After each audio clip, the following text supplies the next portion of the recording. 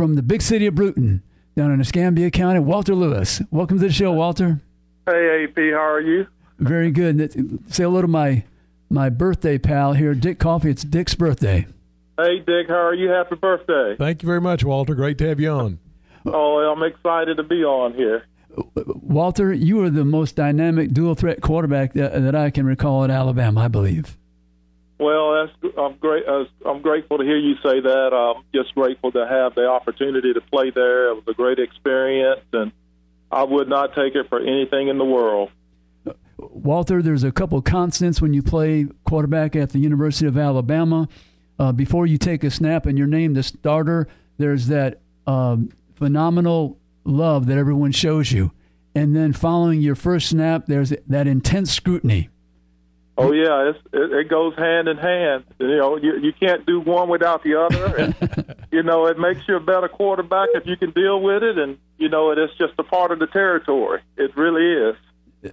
Walter, what was the most enjoyable thing for you playing quarterback at the University of Alabama? Maybe a game, a situation, a relationship that you had here at the University of Alabama? Well, I think the most important time for me is my freshman year, having to deal with all the things you deal with, and because I had it was a challenge for me as a player, having to go under the scrutiny. That's where I got most of my scrutiny, was my freshman year. I think Mal Moore and Coach Bryant, they concocted a scheme to where they were going to really challenge me to see that I could handle the things that come with being a quarterback there at the University of Alabama. And that's where I really, really began to grow as a person and as a player. So I look back at that time as a time of preparation for not only playing there, but it was a preparatory time for life, there. So that was an interesting time for me my freshman year. Walter, when you watched Alabama quarterbacks play during the Nick Saban era, what are some of the critical skills that are required to play in his system? You're able to look at that from a prism that no one else can, since you played the position at the University of Alabama. I tell you, the critical skill from my viewpoint with Nick Saban, and let me say this about Coach Saban, I am really, really impressed with him, and he's done an outstanding job there for the University of Alabama there. So, my hat's off to him. He's done a terrific job, and I would love to talk a little bit about him as it relates to coaches and stuff at some later point. But in terms of answering your question, there for Nick Saban, I think the critical mass for a quarterback is being able to deal with Brother Nick. Because, he doesn't take any prisoners, and that's what it's like. And, I would imagine that's what it's like there. He doesn't take any prisoners, and you got to do it his way, and that's the way it should be. I think he has a great concept in terms of how he deals with that quarterback. And you look at most great coaches, they do. And he understands what it takes to win, and he positions that quarterback to be what he needs to be, and that's what I see as it relates to playing quarterback there with him at this point. Walter, let's take a look at these four candidates today that are trying to become the starter at Alabama. Let's begin with Cooper Bateman. Why would he be the starter in your eyes? Well, you hear people in the industry talk about upside. And I'm going to tell you this in terms of what I've seen with the four quarterbacks that are there right now. Mm-hmm. All of them have upside there. And in Cooper Bateman's situation there, his upside is he's had a chance to play, and he's had a chance to be there for a while to be enamored with what goes on at Alabama. That's his upside. And in terms of how he embraces that, that's going to dictate, in my opinion, how well he does there, being a quarterback at Alabama. That's my take on Cooper Bateman at this point. In all likelihood, do you think he might be the opening game starter? Do you think that's a strong possibility? Just looking at the history, I know it's going to be competition going into the fall camp, right? There, but looking at Nick's history, I think it's Cooper's position to be able to lose, if you want to use that phrase or whatever, but I think he has the intangibles to be the starter, going into, the season. And the next candidate was David Cornwell, big, strong arm, tall. what are some of the things you like about David? Well, I go with upside, and all four quarterbacks there that I see, they have upside.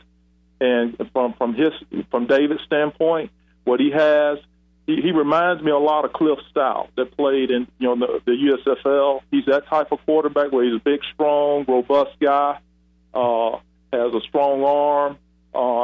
Those are some of the intangibles that he has as it relates to playing that position there. His upside is he's been there for a couple of years as well, and he knows what it takes.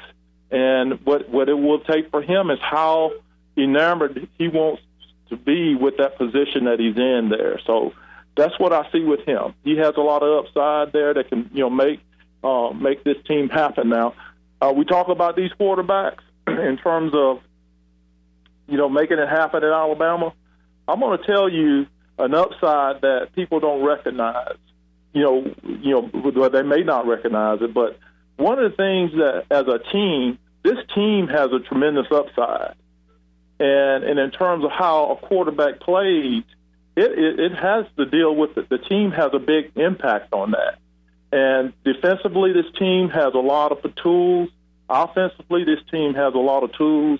From a special team standpoint, it has a lot of tools. So the team has an upside, and that dictates quarterback play, there. And a lot of teams don't have the luxury of having a team as well-rounded as that team in Alabama that's going to be on the field this year. So those factors play in the decision, relative to, how a quarterback plays. Walter, what did you like about Blake Barnett? Blake Barnett reminds me of Joe Willie. He really does. He has that swagger that Joe Willie had. I know Joe, and everybody knows Joe. That's who Blake Barnett reminds me of. I hope he can be patient. He has a lot of tools. He has a strong arm. He's athletic. He can make things happen with his legs.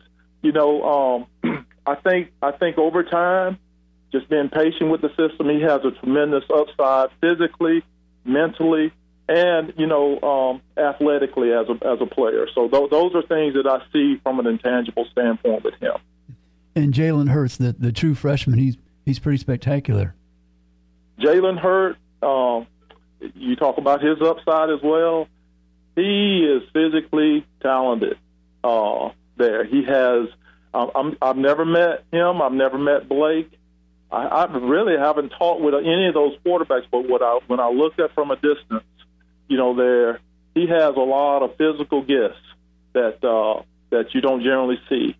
And looking at Blake Barnett and looking at Jalen Hurts, those guys, and as it relates to the overall team aspect as a quarterback, they have the tools when they come into maturity as it relates to what they do as a quarterback. In my opinion, they have the abilities to be able to transform and be able to compensate and be able to, contribute to the overall process of the team, there as they, fulfill their roles as a quarterback there at Alabama.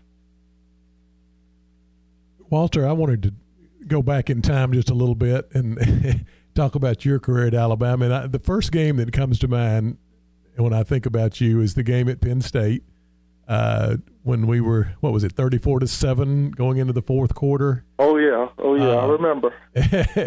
And, I mean, you may see a comeback like that nowadays, but 30 years ago, that was just unheard of, and you really had brought the team back to win that game. Unfortunately, we didn't, but what are your memories from that afternoon in State College? Well, I actually went back. That game is actually on YouTube. So during Christmas, I pulled it up late one night and looked at it. And I'm like, man, I didn't know we were in this bad a shape in this game. But I'm the one who got us in that situation in the beginning. So I went from the sheep to the goat. It's just back and forth there. But I got us down. I think I had 3 interceptions, a fumble down on the goal line, and it put us in a situation where we were down 34-7. But I remember Perkins was our coach at the time, and one of the things that Perkins harped at me about is said, hey, just do your job and let everybody else worry about everything else. And I remember running on the field, and that was going through my mind. He had shared that with me back in the summer, and as I was running out on the field, I remember getting in the huddle, and my center, I talked with him about 2 years ago. He said, "Walter, do you remember what you said when you got in the huddle?" I said, "No, what did I say?" He said that we're down 4 touchdowns, and said all we got to do is just get one at a time or something like that. It was something that inspired him. I'm like, I don't feel like I could really inspire anybody because I was a troublemaker on the field at the time. But we got in there, and it's like, you know, there are some times in games where things just begin to click, and the field and everything begin to open up for me. And it was really, really fun during that game, you know, the second half, bringing us back. And, you know, that was a memorable moment for me in my career. I watched that game during Christmas, and I sent a text to one of my offensive line guys. He texted me back at 2 a.m. in the morning and said, "Man, I'm still thinking about that game," or whatever. But he said, "Why didn't you audible on the last play?" I said, "Man, there was 2 guys out there that I had to deal with them. I didn't know if I could deal with them or not." But that game was a very interesting game. It was very intriguing, and it was great to look over the sideline at the coach there, Coach Paterno, and just see, you know, the worry in his eyes because we were coming back to win, and to have it taken away from us, you know, it's just a part of the game. Walter, we have about a minute left. I'm going to try to set this story up. I know it's longer than we can tell today, but, you know, Sam Cunningham, that's the most recognizable non-conference individual ever to play against Alabama, probably. He helped with certain things in Alabama. Well, years later, you're playing for the Memphis Showboats, and you're visiting Philadelphia, I think, to play the Stars, probably. And maybe in the hotel lobby, you run across somebody connected to Sam Cunningham. Well, I ran into Randall Cunningham, and it was probably Randall's 3rd or 4th year, but he was able to be the starter at Philadelphia. And man, when I was with Reggie White, Reggie and I were neighbors in Memphis, and I saw Randall in the hotel lobby, and he ran up to me, hugging my neck. "Man, it's Walter Lewis. It's Walter Lewis."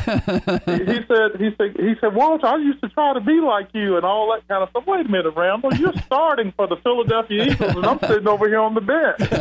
You know, I thought that was very interesting to have that experience with him and be a part of his life as well. Yeah, that was a great 6 degrees of separation that happened that day. And Walter, we really thank you for being on the show and providing the insight, and we wish you well down the road, and good to talk to you. And we got to get together in Bessemer again, all right? Absolutely. Looking forward to it. Okay, Walter, you take care now. Thank you very much. Thank you. Bye-bye.